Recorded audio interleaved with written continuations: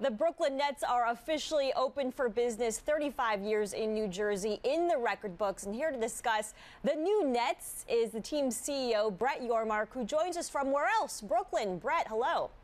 Hello, Brooklyn. Yes. How are you, Michelle? Yeah, good. Hello, Brooklyn. I'm sure you're doing well Brooklyn. today. That's the big phrase that we're saying and have been saying and will be saying. So we're excited to be here in Brooklyn. You guys are saying hello, Brooklyn. You're also saying red, white, and blue. Forget about it. We're putting those colors in the record books as well.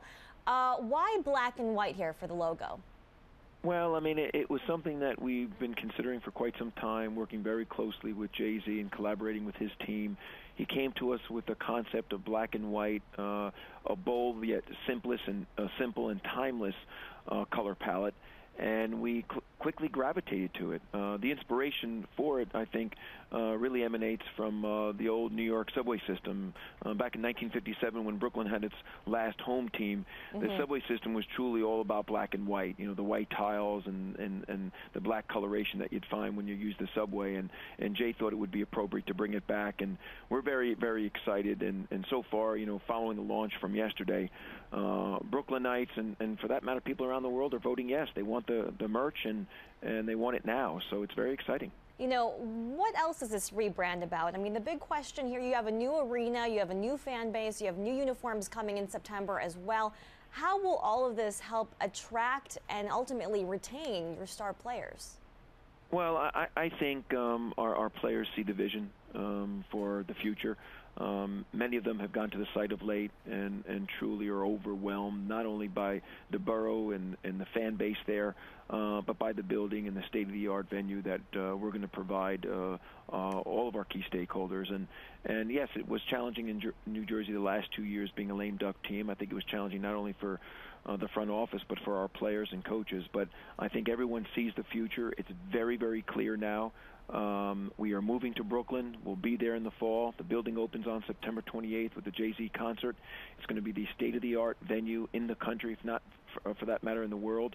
People understand the passion that Brooklynites have for anything that has Brooklyn on it. And it's just a matter of time until I think we become a premier NBA franchise.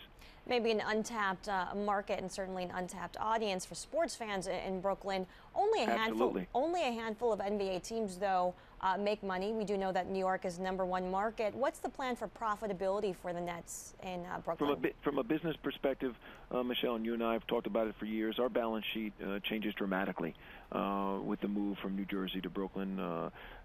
Many more revenue streams to take advantage of. Obviously, we're going to sell more tickets. We'll sell more sponsorship. The building itself will be profitable. Suite sales are 75% complete. Today we broke our general season sales effort for non-premium seats, and so far in the first couple of hours, I mean, tickets are really moving nicely. So, you know, the whole dynamic of moving to Brooklyn is very different. We've never really been embraced by a community. Brooklyn has 2.6 million people. There's close to 6 million people within a 10-mile radius of the Barclays Center. So we're very excited about what it means both on the court and off the court. You know, one thing I want to ask you, Brett, is about New York. New York, as we all know, is a basketball town, and the Knicks certainly have struggled the last few years. Again, you know, in the last 24 hours with the Amare injury, going to have another challenging playoff run here. Are the Knicks vulnerable? Can you turn those Knicks fans into Nets fans? Well, our goal isn't necessarily, you know, to convert Knicks fans. Although there was a couple of Knicks fans online yesterday buying season seats, wearing their Knicks hats, so it's nice. Maybe they can be both fans of the Knicks and the Brooklyn Nets. But our goal is to own Brooklyn. That is our goal. And if we can own Brooklyn, we'll be very, very viable here in the marketplace.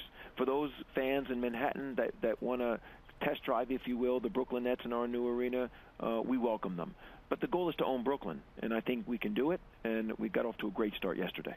And you're starting it out with saying hello. So, Brett Yormark, thank you so much for joining us. Again, Brett Yormark is CEO of the Nets, and they are just launching their new rebrand with a new logo and new uniforms, of course, coming in September. Thanks for watching ESPN.